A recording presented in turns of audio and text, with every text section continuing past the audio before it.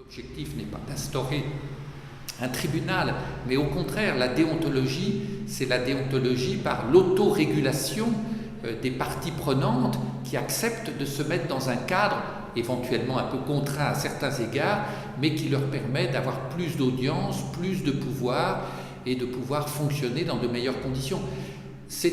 Comme pour les médiations, je crois que le conseil de presse, c'est un exercice gagnant-gagnant. Il n'y a pas un perdant, un gagnant, comme dans d'autres débats. Je crois que ça doit pouvoir être vraiment quelque chose de positif pour tout le monde. Prudence, je peux comprendre, mais je crois qu'en même temps, c'est un domaine aujourd'hui, il faut aller de l'avant.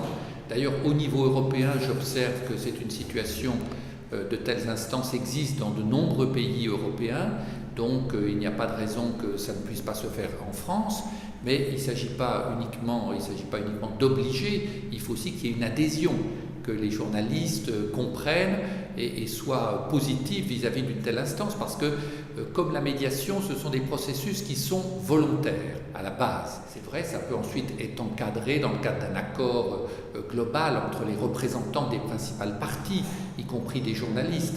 Mais il faut que, bien sûr, la démarche soit comprise et que pour qu'elle soit efficace. Parce que ce qui compte, c'est de pouvoir régler, trouver des solutions, pas forcément des sanctions, mais on valorise les meilleures pratiques, on donne des exemples, et puis comme cela, on arrive à une dynamique vertueuse et positive dans l'intérêt de tous, et qui accroît à ce moment-là la confiance, cette confiance dont notre société a beaucoup besoin.